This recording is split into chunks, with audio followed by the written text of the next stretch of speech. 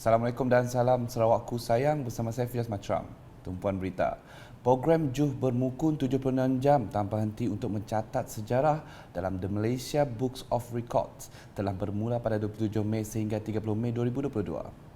Perasmian program tersebut telah disempurnakan oleh Menteri Pelancongan Industri Kreatif dan Seni Persembahan Sarawak Datuk Seri Abdul Karim Rahman Hamzah di Auditorium P. Ramlee RTM Kuching pada Jumaat. Semasa berucap, Datuk Seri Abdul Karim memuji usaha Jabatan Penyiaran RTM Sarawak yang bekerjasama dengan kementeriannya untuk menganjurkan program itu.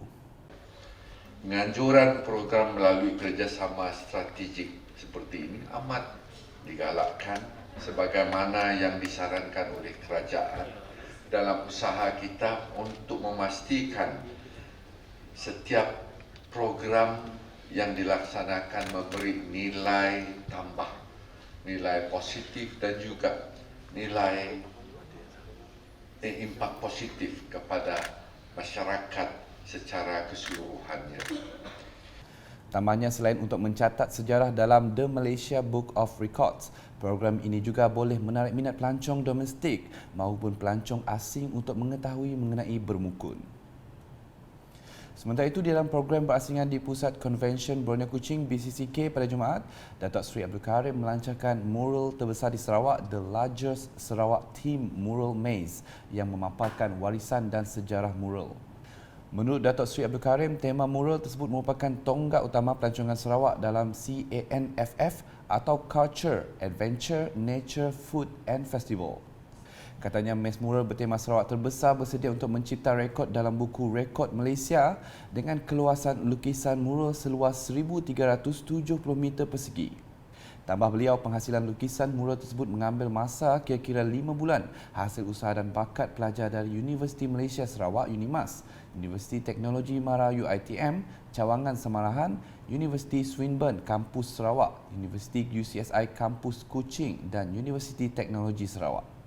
Dalam sidang media sama, beliau memberitahu Persatuan Orang Pekak Sarawak turut menyumbang kepada pembikinan maze mural bertema Sarawak Terbesar.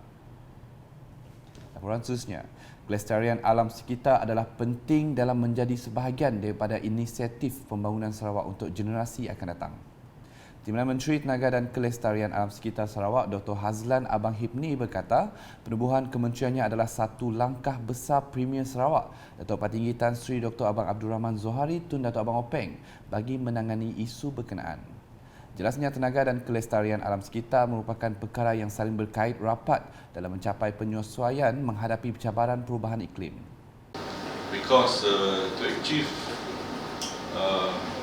the adaptations from the challenges of the climate change, we need to go through the process of environmental sustainability. Okay, basically. So under this environmental sustainability, the main strategy would be towards low carbon economy, low carbon technology, low carbon way of life and so on. Beliau berkata demikian dalam sidang media International Digital Economy Conference Sarawak IDEX 2022 di Kuching pada Jumaat. Dalam pada itu, Timbalan Setiausaha Kerajaan Sarawak merangkap pengurusi IDEX, Datuk Dr. Sabariah Putit memberitahu IDEX 2022 akan diadakan pada 21 hingga 22 Jun depan sekaligus menandakan tahun kelima penubuhan dan realisasi strategi ekonomi digital Sarawak 2018-2022. Beliau menjelaskan tumpuan utama IDEX 2022 adalah kepentingan alam sekitar, sosial dan tabir urus dan akan meneruskan pendekatan secara hybrid dengan anggaran kehadiran 2,500 delegasi secara fizikal di Pusat Convention Borneo Kuching, BCCK dan lebih 40,000 penonton secara online. Tambah beliau, terdapat dua acara kemuncak khas akan diadakan sempena IDEX 2022 iaitu Digital Satellites Program SP dan Digital Economy Awards DEA 2022. Sementara itu, Kerajaan Sarawak telah membelanjakan RM171.38 juta untuk membantu lebih 6,000 usahawan perusahaan kecil dan sederhana PKS di negeri ini yang terkesan akibat pandemik COVID-19.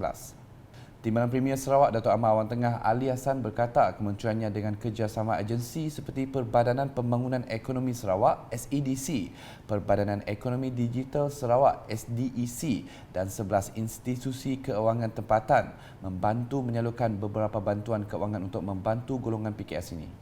Beliau berkata antara bantuan keuangan disalurkan adalah tabung bantuan khas SRF, kemudahan bantuan dan pemulihan bersasar TRRF dan pembiayaan pelancongan penjana PTF. Kementerian saya telah menyediakan subsidi kadar faedah selama 3 tahun setengah bagi PKS Sarawak yang telah diluluskan di bawah skim SRF, TRRF dan PTF. Setakat ini, kemudahan tersebut telah membantu seramai 3,345 PKS dengan jumlah subsidi kadar faedah sebanyak RM77 juta. Kerajaan Sarawak merupakan satu-satunya negeri yang menawarkan subsidi kadar faedah tersebut. Beliau berkata demikian dalam ucapan pengulungan kementeriannya semasa persidangan Dewan Undangan Negeri DUN Sarawak baru-baru ini.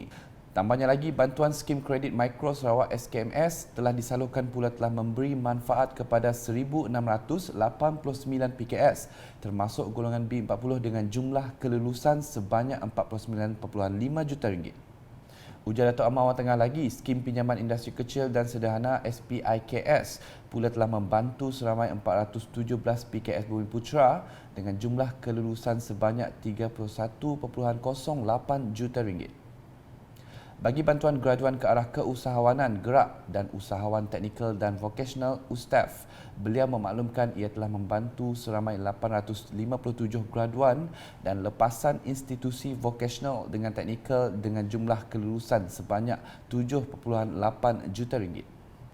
Sementara bantuan Go Digital telah membantu seramai 100 PKS Sarawak pada tahun 2021 dengan jumlah kelulusan sebanyak 1 juta ringgit dan bagi tahun 2022, kementeriannya mensasarkan seramai 500 PKS akan menerima manfaat dengan jumlah peruntukan sebanyak 5 juta ringgit.